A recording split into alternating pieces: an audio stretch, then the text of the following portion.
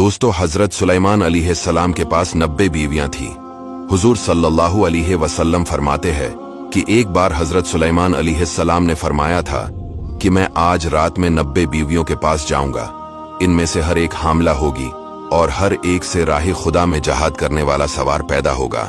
लेकिन ये फरमाते वक्त जबान मुबारक से इंशाअल्लाह न फरमाया, तो एक औरत के अलावा कोई भी औरत हामला न हुई और इसके हां भी नाकिस बच्चा पैदा हुआ। नबी करीम सल्लल्लाहु अलैहि वसल्लम ने फरमाया, इसकी कसम जिसके कब्जे में मेरी जान है, अगर सुलेमान अलैहिस्सलाम ने इंशाअल्लाह ताला फरमाया होता तो इन सब औरतों के हां लड़के ही पैदा होते और वो राह खुदा में जहाद करते।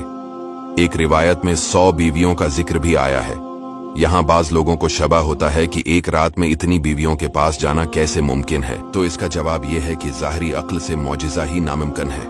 इसीलिए दोस्तों, हर काम में पहले इंशाअल्लाह ही कहना चाहिए, जो कामों को पूरा करवाता है। फिर हजरत सुलेमान अलैहिस्सलाम ने इंशाअल्लाह कहने की भूल पर इस्तगफार करके अल्लाह ताला की तरफ रजू किया और अर्ज की, मेरे रब मुझे बख्श।